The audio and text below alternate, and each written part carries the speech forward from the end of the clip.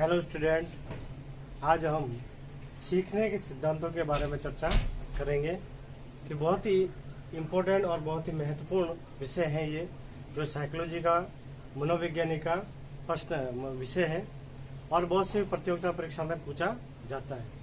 तो बहुत से मनोवैज्ञानिकों ने सीखने के सिद्धांतों के बारे में बताया, प्रतिपादित किया है। उन्होंने इस के मतलब एक बालक कैसे सीखता है, एक बालक मतलब किस तरह से सीखा जाता है, तो उसके बारे में बहुत से मनोविज्ञानों ने अपने अपने सिद्धांत दिए हैं। जैसे इस प्रकार एक है, जैसे थॉर्नडाइक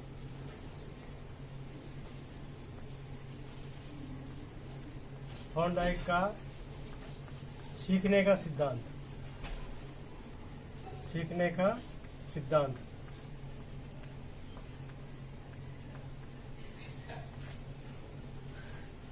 थॉर्नडाइक का सीखने का सिद्धांत। इसी तरह से अनुकूलित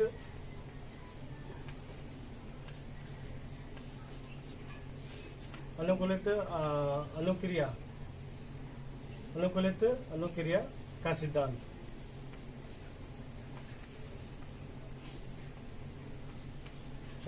ये सिद्धांत किसका है? ये है आई.पी. पावलोव का, जिन्होंने प्रतिपादित किया और इन्होंने इसके मतलब है कि इस पुस्तक की रचना की। तीसरा है अपने क्रिया प्रसूत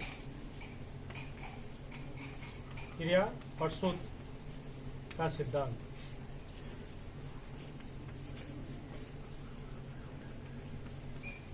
और यह सिद्धांत दिया अपने B.F. स्किनर। ये सभी मनोवैज्ञानिक थे। और चौथा है अपने सूझ का सिद्धांत।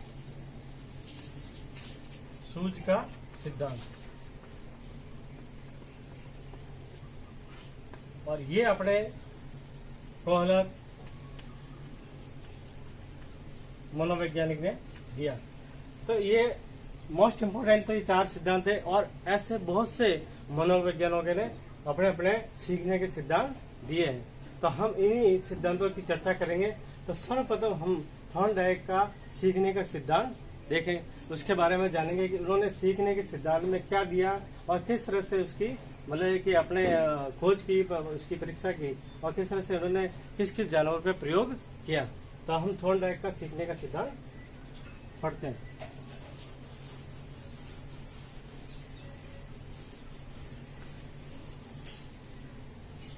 थॉर्नडाइक, इनका पूरा नाम था E.L. थॉर्नडाइक।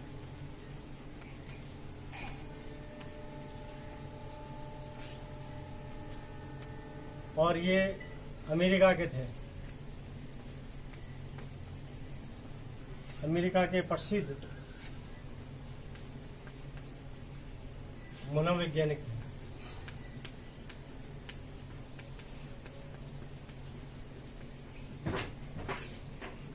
इन्होंने 1913 में शिक्षा मनोवैज्ञानिक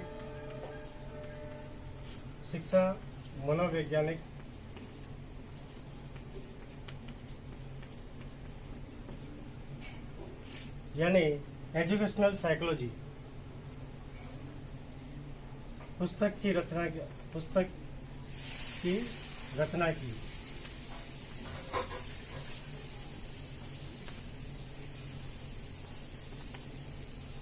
और उसी में उन्होंने थॉर्नडाइक का सीखने का सिद्धांत प्रतिपादित किया है। अब थॉर्नडाइक के सीखने के सिद्धांत के अन्य नाम भी है। सीखने के सिद्धांत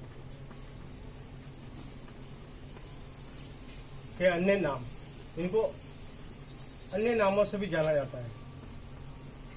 जैसे पहला है थॉर्नडाइक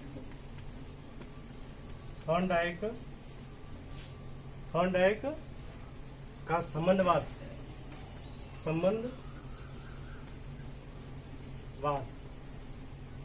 अब इंग्लिश में इसको कहा जाता है थॉर्नडाइक्स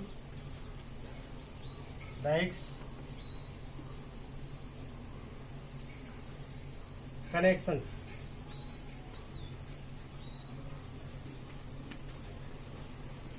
कनेक्शन कनेक्शन, ठीक है।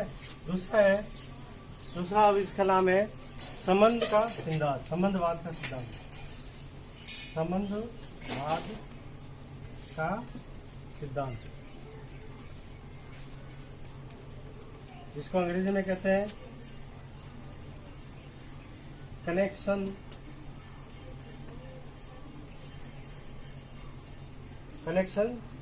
थ्योरी,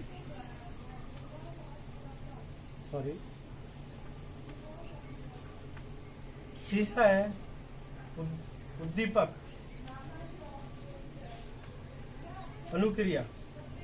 प्रतिक्रिया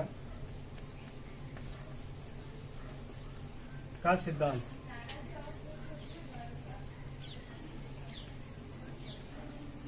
इसको कहा जाता है, उद्दीपक को कहा जाता है अपने स्टिमुल्स, और प्रतिक्रिया का बोलते हैं रेस्पॉन्स थ्योरी। अब चौथा है सीखने का संबंध,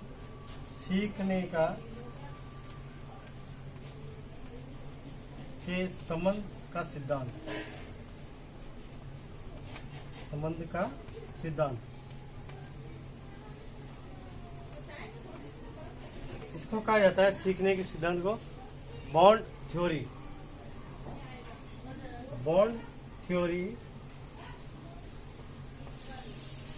ऑफ लर्निंग।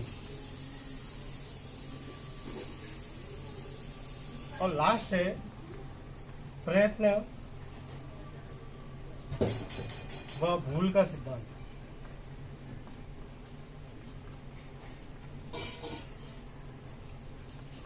जिसको अंग्रेजी में कहते हैं ट्रायल एंड एरर थ्योरीज।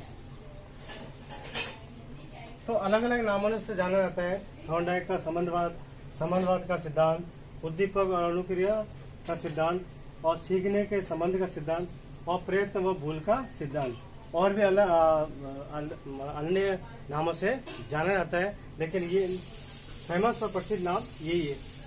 अब आगे हम सबसे पहले सिद्धांत का अर्थ क्या है उसके बारे में जानेंगे।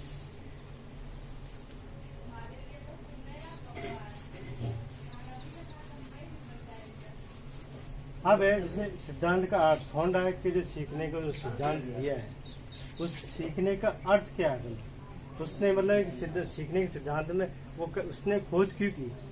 जब व्यक्ति कोई कार्य सीखता है, मतलब कोई भी व्यक्ति कोई भी कार्य सीखता है, तब उसके सामने विशेष स्थिति या उद्दीपक या होता है जो उसे एक विशेष प्रकार की प्रतिक्रिया यानी करने के लिए प्रेरित करता है। इस प्रकार एक विशिष्ट उद्दीपक का एक विशिष्ट प्रतिक्रिया से संबंध स्थापित हो जाता है, जिससे उद्दीपक प्रतिक्रिया संबंध या ऐसा थ्योरी द्वारा व्यक्त किया जा सकता है। कहने का मतलब है कि कोई भी व्यक्ति, जैसे एक व्यक्ति है, अगर वो कोई भी कार्य सीखता है तो उसके सामने ये उद्दीपक होता है।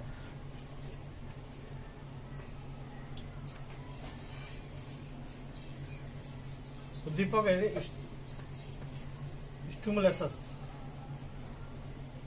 अब इसको देखकर व्यक्ति इस उद्दीपक को देखकर उसके अंदर प्रतिक्रिया होती है। क्या होती है? प्रतिक्रिया, जिसको इंग्लिश में कहते हैं रेस्पॉन्स। व्यक्ति किसी भी मतलब जैसे मान लो कोई भी वो कार्य करता है या उद्देश्य को देख के करता है, तो ऑटोमेटिक उसके मन में एक विचार जागता है कि मुझे ये कार्य करना चाहिए। तो जब उसके उस कार्य को देखते हुए, उस लक्ष्य को देखते हुए, या कोई किसी प्रेरणा के द्वारा अगर उसके अंदर प्रतिक्रिया होती है, रेस्पॉन्स होता है, उसको ऐसा लगता है कि मुझे ये कार्य करना चाहिए, तो इन दोनों के बीच में क्या हो जाता है? संबंध स्थापित होता है। क्या स्थापित होता है? संबंध स्थापित हो जाता है। जब संबंध स्थापित हो जाता है तो इस कार्य को वो करना प्रारंभ कर लेता है, और इसीलिए इसी को हम एस आर थ्योरी करते हैं। स्टिमुलस का एस और रेस्पॉन्स का आर। इसी कारण इसको एएसआर की थ्योरी कहा जाता है। क्योंकि कोई भी व्यक्ति कार्य करता है या कोई भी व्यक्ति कार्य सीखता है तो जो कार्य वो करने वाला है तो उसके अंदर वो संबंध स्थापित होना जरूरी है। अगर वो संबंध स्थापित नहीं होगा तो उस कार्य को आसानी से नहीं सीख पाएगा। इसलिए कोई भी कार्य करने के लिए उसमें संबंध स्थापित करना जरूरी है। जब संबंध स्थापित हो जाएगा तो उद्दीपक और उनके प्रतिक्रिया थ्योरी कहलाएगी। अब है कि थॉर्नडाइक के सीखने का जो सिद्धांत दिया है उस सिद्धांत की उन्होंने व्याख्या की है कि थॉर्नडाइक द्वारा सीखने के सिद्धांत की व्याख्या। तो उन्होंने सिद्धांत में लिखा है, सिद्धांत में लिखा है या कहा है कि सीखना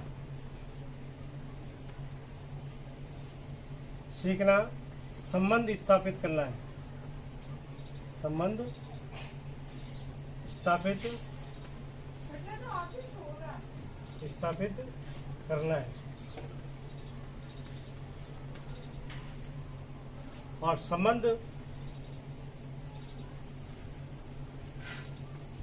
संबंध स्थापित करने का कार्य, संबंध स्थापित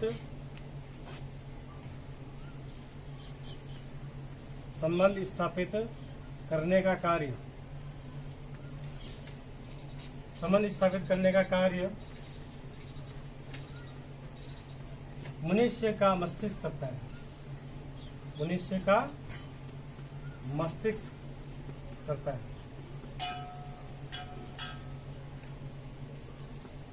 कहने का मतलब है कि सीखने के लिए संबंध स्थापित करना जरूरी है।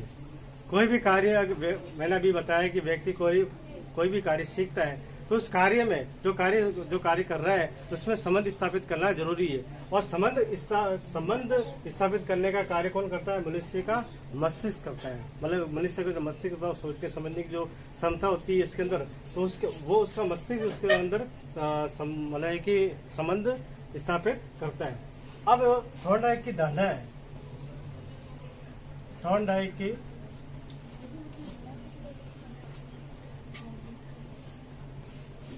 धारणा है कि सीखने के लिए मनुष्य की जो शारीरिक और मानसिक जो क्रिया होती है उन क्रियाओं से प्रक्रियाओं से वो क्या करता है, अपने किसी कार्य या मात्राओं में संबंध स्थापित करता है। मतलब ये कि मनुष्य की शारीरिक व मानसिक प्रक्रिया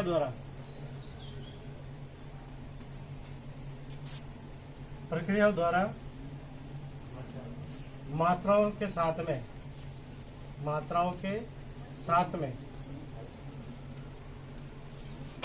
संबंध स्थापित करता है, संबंध स्थापित करते हैं। मात्राओं का मतलब होता है यहाँ पे कार्य, कोई भी वो कार्य कर रहा है तो उसके साथ में वो संबंध स्थापित करना जरूरी है। और वो करता है मनुष्य का शारीरिक और मानसिक, मतलब कि मनुष्य को जो शारीरिक और मानसिक क्रियाओं के द्वारा, प्रक्रिया के द्वारा वो किसी भी कार्य में संबंध स्थापित करता है। और संबंध स्थापित कहाँ होता है? अपने मनुष्य के स्नायु मंडल में। कहाँ होता है? स्नायु मंडल में। तो बिग्गी और हंट ने भी कहा है, बिग्गी व हंट मनोवैज्ञानिक थे, उन्होंने भी कहा है कि मनुष्य का मानसिक से शारीरिक और शारीरिक से मानसिक, मानसिक का मानसिक से और शारीरिक का शारीरिक से संबंध स्थापित करना आवश्यक है। अगर संबंध स्थापित नहीं होगा तो कोई भी व्यक्ति किसी भी कार्य को आसानी से नहीं सीख पाएगा। अब हम थॉर्नडाइक के द्वारा दिया गया जो प्रयोग था उस प्रयोग के बारे में देखेंगे। जैसे कि आपको सामने चित्र दिखाई दे रहा है, एक बिल्ली का चित्र है और एक मछली का चित्र है। तो थॉर्नडाइक ने अपने सीखने के सिद्धांत के लिए कई जानवरों, कई पशुओं पे उसने प्रयोग किए थे। तो उसमें से एक प्रयोग था बिल्ली और अपने मछली का। उस एक भूखी बिल्ली को उसने एक पिंजरे में बंद कर दिया।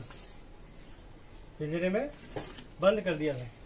और पिंजरे के बाहर उसने एक भोजन रख दिया, जो एक मच्छी थी, कोई भी मांस हो सकता है।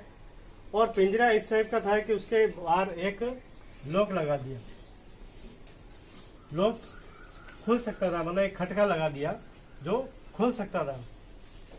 जब उस बिल्ली को भूख लगने लगी, मतलब कि मछली को देखकर मछली को देखकर बिल्ली के अंदर क्या हुई, प्रतिक्रिया हुई। क्या हुई? प्रतिक्रिया हुई। यानी उसको भूख लगी तो उसके अंदर क्या हुई, प्रतिक्रिया। किसको देखकर? मछली को देखकर। मछली इसके लिए क्या है? उद्दीपक है। उद्दीपक है। उद्दीपक के कारण ही मछली के अंदर प्रतिक्रिया हुई। उसके मन में ये मतलब ये विचार आया कि मुझे ये मछली खानी है। तो उसने उस पिंजरे के बंद पिंजरे में बहुत प्रयत्न किया कि इस पिंजरे से मैं बाहर कैसे निकलूं, जिससे मैं मछली खा सकूं या और अपनी मतलब भूख को मिटा सकूं। इसने अंदर बहुत सारा प्रयत्न किया। बाय चांस एक बार उसका एक पैर खटके पर लगने से वो पिंजरा खुल जाता है और उसने मछली को खा लिया। ऐसे थॉर्नडाइक ने कई बार इस प्रयोग को दोहराया। और एक बार ऐसा समय आया जब बिल्ली को ऐसा लगा कि इस खटकों को खोल कर खाना खाया जा सकता है। तो उसने बिल्ली ने पाँव से खटकों को बिना मतलब एक प्रयत्न किए पाँव से अपने खटकों को खोलकर मछली को खा लिया। तो इस तरह से जब कोई व्यक्ति किसी मतलब उद्दीपक से अगर उसका संबंध स्थापित हो जाता है तो इसको क्या कहते हैं? उद्दीपक प्रतिक्रिया संबंध सिद्धांत। तो इस तरह से उस उद्दीपक को देखकर बिल्ली के अंदर क्या होती है? कार्य करने की मतलब एक इच्छा जागृत हो जाती है। तो इस तरह से उन्होंने थॉर्नडाइक ने उद्दीपक प्रतिक्रिया का सिद्धांत दिया।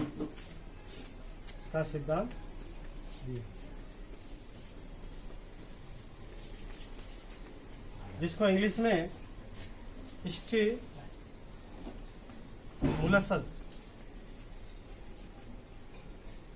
प्रतिक्रिया का बोलते हैं, रेस्पॉन्स थ्योरी कहा जाता है। उसको शॉर्ट में एसआर थ्योरी भी कहा जाता है। इस सिद्धांत को हम त्रुटि और भूल का सिद्धांत भी कहते हैं। वो इसलिए कहते हैं कि जब व्यक्ति कोई कार्य करता है तो उस स्टार्ट में मतलब शुरू में वो बहुत सी गलतियां करता है, लेकिन जैसे जैसे वो कार्य को करता जाता है, बार बार कार्य करता जाता है, तो इसकी जो गलतियां करने की संख्या कम होती जाती है, गलतियां कम करने लगता है और अंत में एक बार ऐसा आता है कि वो कार्य को आसानी से कर लेता है। यानी त्रुटि और भूल का सिद्धांत प्रयत्न और भूल का सिद्धांत का मतलब होता है कि आदमी प्रयत्न करते हुए भूल को सुधार सकता है। तो इस तरह से अपने थॉर्नडाइक ने प्रयोग के माध्यम से अपने सिद्धांत को समझाने की कोशिश की। अब हम थॉर्नडाइक का सिद्धांत सीखने का सिद्धांत पढ़ रहे थे, जिसमें सिद्धांत का शिक्षा में क्या महत्व है। यानी थॉर्नडाइक के द्वारा सुझाया गया जो सीखने का सिद्धांत है वो शिक्षा में क्या महत्व है उसका। अब तो शिक्षा में क्या मतलब मैंने बिंदु लिखे हुए हैं, पॉइंट के माध्यम से हम समझ लेंगे। पहला है मंद बुद्धि बालकों के लिए उपयोगी। जो मंद बुद्धि के होते हैं उसके लिए ये सिद्धांत बहुत ही उपयोगी है, क्योंकि इसमें बताया गया है कि बार बार अभ्यास करने से, यानी जब बार बार जब व्यक्ति गलतियां करता है तो गलतियों से ही व्यक्ति सीखता है। तो बार बार वो गलतियों से किसी भी कार्य को आसानी से सीख लेता है। धैर्य व परिश्रम के गुणों का विकास होता है। इस सिद्धांत से धैर्य व परिश्रम के गुणों का विकास होता है, क्योंकि इसमें ये बताया गया है कि मेहनत करने से ही फल की प्राप्ति होती है, परिश्रम करने से ही फल की प्राप्ति होती है।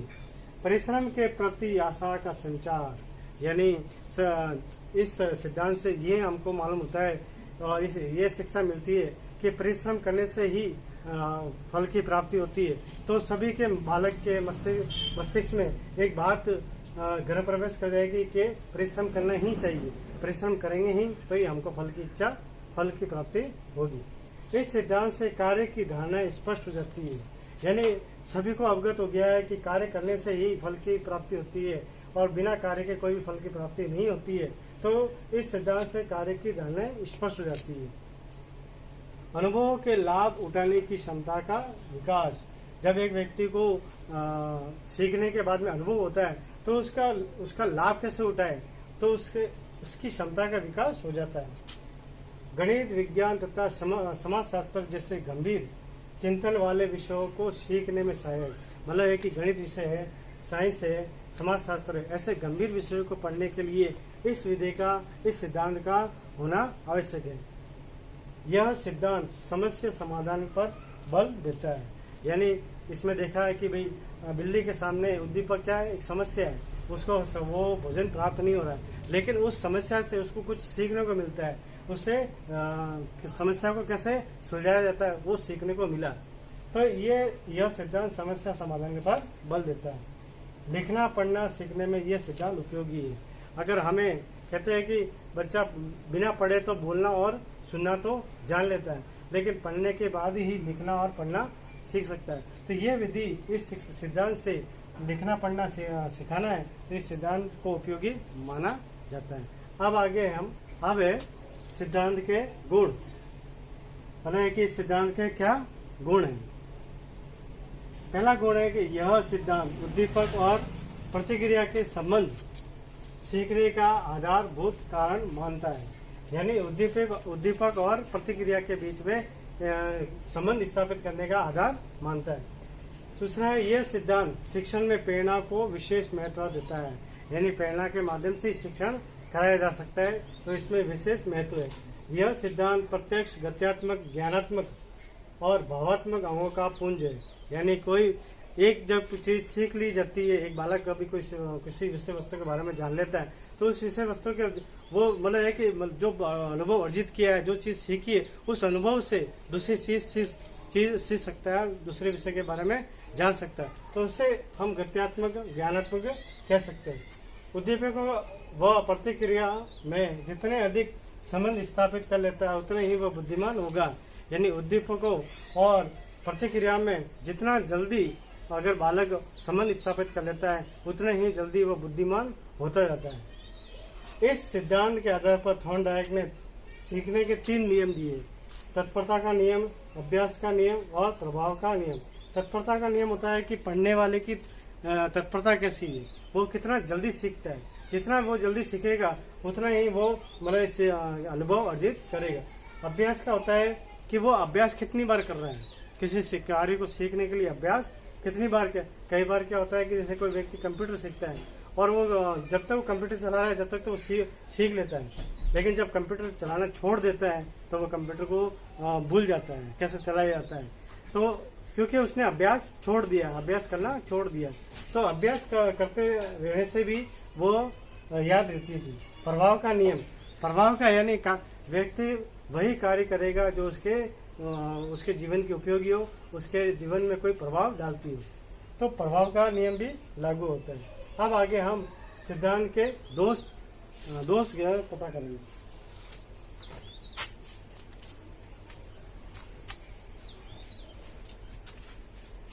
नीचे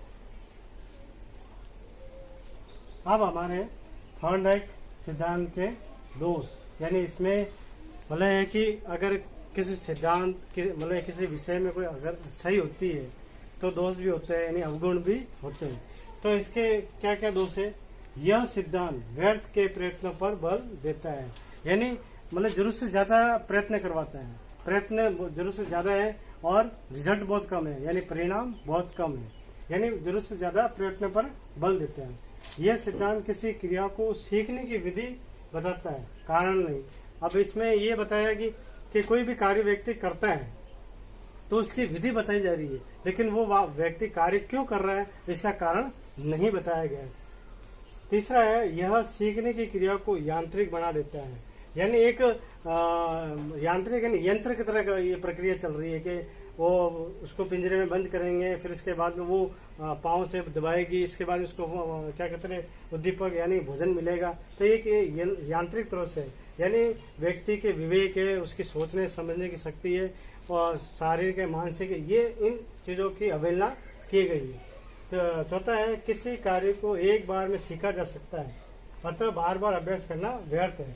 अगर एक बार अच्छे एक विशिष्ट विधि से अगर किसी व्यक्ति को सिखाया जाए तो वो शायद एक बार में सीख सकता है, लेकिन उसको बार बार अभ्यास करना व्यर्थ है। इसमें समय भी जाता है, समय भी व्यर्थ होता है, और शायद वो सीखने वाला भी इस चीज से ऊब जाता है।